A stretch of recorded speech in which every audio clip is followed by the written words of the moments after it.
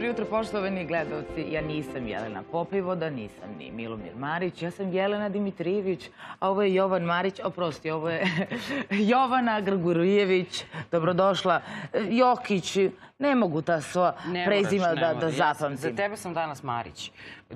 Dobro jutro, dobrodošla. Dobro jutro. Ti meni i ja tebi. Tačno, i nek nam je se srećem. Marić nije tu, on je prehlađen. Šefe, želimo vam sve najbolje, ako nije zbog čega drugog, onda da bi mi bar spavali malo duže. Počinjemo sa jednom vrlo ozbiljnom temom koja se zahuktava sve više. Sa nama je Vlade Radulović, vojni analitičar. Vlade, dobro jutro. Dobro jutro. Zvetska oružje na sve strane. Dakle, narod se plaši sa više strana, čak i kad se pomene ne samo Kosovo, već i druge neke zemlje u okruženju, ali najveća opasnost trenutno preti u Kosovu zbog otvorene pretnje ili organizovanja vojske Kosova. Kao vojnog analitičara, ja prvo moram da vas pitam koliko je vremena potrebno da se organizuje jedna vojska, pošto to nekada i decenijama neke zemlje ne uspeju da urede onako kako se to radi, da bi ta vojska bila funkcionalna. Tako je. Pa postoji jedna stvar koja je tu zapravo ključ odgovora, to je ekonomska moć i sposobnost. Zato su svi ovi procesi, znate kako, najbrži format po kom možete formirati, ako pričamo o ozbiljnoj vojsci koja bi imala sve vidove, da kažem i rodove. Ili mi imamo ozbiljnu vojsku? Pa mi imamo kao sistem, kao vojsku imamo dosta dobro. Postoje tu određeni problemi, ali to funkcioniše za sada jako dobro i opet evo sad mala je digresija, ali nekako sve to super. Mi nešto nabavljamo, nešto ćemo nabaviti u narednom periodu, uglavnom sa istoka, nešto nabavljamo i sa zapada, ali odgovorit ću na to pitanje, ali da završim samo ovo. Međutim, ono što ja uvek volim da istaknem kada je u pitanju naša vojska, naše oružane snage, jeste da se radi na tom poboljšanju socijalnog statusa naših vojnika. Bez obzira da li govorimo o oficirskom, podoficirskom kadru ili o profesionalnim vojnicima. Dakle, to je ključ celog rješenja, jer džaba vama tehnika, možete imati najmoderniju tehniku ako vam je ljudstvo nezadovoljno ili ako ljudstvo prosto ima neku drugu ponudu. Upravo ste rekli jedno od možda ključnih pitanja za Kosovo. U toku pregovora koje smo imali u Briselu sa Kosovom, imali smo više puta problem, recimo u pregovorima o telekomunikaciji i tako dalje, da oni nemaju kadar. Dakle, čak i da dobiju neko ozbiljno oružje sa zapada, oni moraju da budu kadrovski vrlo spremni da bi u nekom roku koji oni sami... Sad ću vam reći jednu stvar. Što se tiče obuke, školovanja njihovog kadra, kako oficirskog, tako vidite, sada tu ubrajam i trening centre. Znači, ne pričam samo o vojnim akademijama, već i klasičan trening centar gdje se uvežbavaju pripadnici sadašnjih aktualnih kosovskih pripadničkih snaga. Taj proces traje nekih 4 i malo više, na 4 godine unazad. Oni se obučavaju i na nekim akademijama, u Turskoj pre svega, zatim u nekim zemljama u okruženju. Iako vidim da se malo to u našim medijima ne izlazi toliko javno, zašto ne reći? Pa oni na neke obuke odlaze i u Makedoniju i Hrvatsku. Zatim u Nemačku. Prema tome, to vam je situacija na terenu. Daleko od toga da oni nemaju apsolutno baš nikakav obučen kadar za neko teško naoružanje. Međutim, pitanje je da li oni i u kojoj meri to naoružanje mogu dobiti. Dakle, i sad se vraćam na početak našeg razgovora. Taj proces i zato vi kada gledate sve ove analize, odnosno njihove izjave, njihovih zvaničnika, ali ljudi koji se bave strukom, jeste da je to proces od nekih 10 godina. Znate, 10 godina? Tako je. Ne možete vi dobiti... Formiranje vojske Kosova će trajati 10 godina. Tako je. Ne možete vi dobiti vojsku preko noći. Ono što je prilično sigurno kada bar govorimo o Kosovu i Metohiji, odnosno o privremenim institucijama dole, jeste da oni ne bi mogli da imaju, recimo, tu vazduhoplovnu komponentu u smislu nekih ozbiljnih borbenih aviona, lovaca, bombardera, višenamjenskih aviona. PVO, obzirom da mi imamo avione. Tako je, to je već druga stvar i među nekim tekstovima i analizama koje dolaze iz tog albanskog korpusa se može vidjeti da bi oni zapravo razmišljali u tom smeru, da bi išli upravo u nabavku nekih lakih PVO sistema, odnosno uglavnom PVO sistema kratkog dometa, koji bi, ajde, mahom ukoliko bismo to poredili negdje sa nama, bili usmjereni pre svega na eventualno naše helikoptere, na našu helikoptersku eskadrilu, iz razloga što opet avioni su dosta ozbiljnija i drugačija stvar. Međutim, reći vam još jedno, vidite, u ovom trenutku Kosovske bezbednosne snage po svojoj komandnoj strukturi, po načinu funkcionisanja, u principu jesu vojska i to će vam reći sve moje kolege i svi koji se bave ovom tematikom. Dakle, postoji to jedno kozmetičko pitanje, a to je pitanje imena i ono što je meni mnogo bitnije jeste upravo one stavke koje se ovim izmenama ova 3 zakona zapravo žele promeniti, odnosno promeniti i prenebregnuti Ahtisarijev plan, a to je povećati broj pripadnika aktivnog sastava, buduće takozvane vojske, sa aktuelnih 2500 na 5000, to je to dupliranje po Ahtisarijevom planu, koje je de facto zabranjeno, jer tamo kaže da je u maksimumu do 2500 aktivnih pripadnika. Zatim, oni su 2010. godine usvojili jednu odluku na osnovu koje su formirali po Ahtisarijevom planu opet do 800 pripadnika rezervnog sastava. Sada idu sa varijantom da se to poveća na 3000 i što je također veoma bitno, to je osnivanje dve nove kategorije, a to su regruti i veterani. Na taj način bi oni imali recimo neke snage koje bi brojile sada u nekoj projekciji, mi možemo govoriti oko 10.000, možda malo više pričam vam, i sa regrutima i sa veteranima. Poseban problem sa veteranima postoji taj što su oni zapravo najvećim delom oni dojučerašnji borci UČK, odnosno teroristička... Iskusni na terenu. Tako je. Kada kažemo iskusni na terenu, svi se bojimo toga da ne krenu na sever. Dakle, neprijateljska vojska, pa da li je paravojska, da li je nazovi ili je ne nazovi. Koje su šanse i koji su sistemi odbrane? Ljudi, govorimo isključivo o enklavama, obzirom da su oni oduvek i bili najugroženiji. Tako je, i ja se slažem tu sam. I nekako ja mogu da razumijem i uvek imam taj problem kada govorimo o pitanju Kosova. Neko smo mi navikli da nam fokus bude na severu. Iz ovih ili onih razloga, ne bih sada želeo da ulazim u tu političku dimenziju, ali je meni sa aspekta bezbednosti, s aspekta zaštite našeg stanovništva dole, mnogo veći fokus, opet kažem, izvinjavam se što imam negdje problem da to nekako pokuša razgraničiti, ali mnogo veći fokus na Srbima koji žive južno od Ibra, kako se to kaže, koji žive po enklavama. Znate, ja mogu da razumem, i kada razgovarate sa Srbima na Kosovu, ajde sad da zanemarimo nas u Beogradu, kada razgovarate sa Srbima na Kosovu i Metohiji, drugačiju ćete sliku dobiti od Srba koji žive u enklavama i Srba koji žive na severu. Jer Srbi na severu su naslonjeni na Srbiju, je li tako, kompaktna su celina, preko 98%, recimo u globalnom čine pripadnici srpskog korpusa, srpskog stanovništva,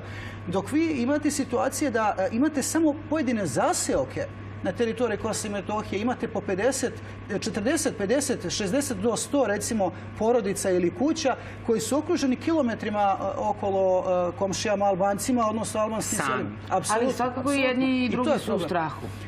Pa sad koliko su Albanci u strahu, ja to ne bih baš mogao da se složim da su oni neko... Ali što se tiče Srba, apsolutno da jesu. I kažem, ja se bojim da bi u slučaju nekog incidenta na severu moglo, to nisu moje projekcije kao neko ko već na osnovu rezultata i pokazatelja dosadašnjih, naročito nakon 2000. godine, pa mislim i na 2004. posebno, da bi moglo doći do odmazde nad Srbima koji žive po enklavama. Upravo, dakle, oni su taoci. Tako je, mi ne bi mogli nigde zaštitimo. Sada kada govorimo o tim taocima koje je nemoguće zaštititi, obzirom da su geografski tako raspoređeni, da su okruženi Albancima, koja onda snaga i čije trupe smeju da dođu da se umnože, da garantuju bezbednost tih ljudi u enklavama? I da li je moguće sa severu uopšte doći do enklava? Pa znate kako, postoje sad, tu su one spekulacije koje se javljaju po našim medijima, mahom ovog tabloidnog dela, da naša vojska može za ovoliko ili onoliko sati ili već koliko zauzeti. Možda to na papiru i deluje tako, međutim mi zaboravljamo ili svesno ili nesvesno, ali sam prilično siguran da se to negde planski isključuje, da na Kosovu još uvijek postoji KFOR, odnosno NATO. I svaka eventualna konfrontacija bi nas dovela u konfrontaciju sa NATO-om. Direktno sa NATO-om. Apsolutno. Međutim, ono što je dobro u ovom trenutku, u ovoj situaciji, jeste da se i u NATO više ne gleda tako blagonaklono na to što kosovski Albanci rade. A da li to onda znači da može i nama da se progleda kroz prste? Ja ću sad biti brutalna, rat je prljava igra. Dakle, ukoliko se tretiraju Srbi u enklavama kao taoci, mi, na primjer, uvedena nam je taksa od 100%, mi nismo uzvratili istom merom, niti se ponašamo na taj način. Međutim, kada su u pitanju životi, niko nikada nije pomenuo da u samom južnom delu Preševu, Ujanovcu, Medveđi, također postoji narod koji može da se tretira kao taoc ili kao neka vrsta garancije da niko neće dirati te ljude na severu. Pretpostavljam da znate na šta mislite. Ne znam tačno na šta mislite i pokazatelji sa početka 2000-ih su nam zapravo potvrda za to što vi sada kažete. Pre svega mislimo u tom delu tadašnje kopnene zone bezbednosti i ne zaboravite da smo mi, iako to opet mnogi neće priznati, uz podršku i zeleno svetlo pre svega Amerikanaca ušli u kopnenu zonu bezbednosti u jednoj akciji koju čak i general Simović u svojoj knjizi to vrlo onako lepo sa mapama detaljno objasnio. Ja sam zaista ovako uživao dok sam sa tog profesionalnog aspekta, sada se ne, kako je to zaista i predstavljeno. Dakle, nije to ništa isključno. Oslobodilačka vojska Preševa, Medveđe i Bujanovca, iako zvanično nepostojeća, postoji itekako, samo je uspavana. I to vam ne kažem ja, to vam kaže onaj spomenik koji su oni pre nekoliko godina pokušali da postave ispred zgrade opštine, odnosno u centru samog Preševa. Dakle, to je pitanje također koje se... Međutim, to pokrenuto pitanje nama zadaje mnogo manji problem, jer se i dalje, da kažemo, uslovno rečeno ili de facto nalazi u okvirima teritorije na kojoj mi 100% polažemo pravo, odnosno... I taj narod živi na našoj teritoriji, isto kao što naši ljudi žive u enklavama na jugu. A oprostite, koliko Rusija može da pomogne ako dođe do oružajnih sukoba? Koliko je to realno? Sad je to na nivou spekulacija, mi hipotetički možemo da razmišljamo. Znate kako, mislim, Rusi su bili na Kosovu i Metohiji pa su otišli opet zbog nekih svojih razloga i problema, ne želim jeste.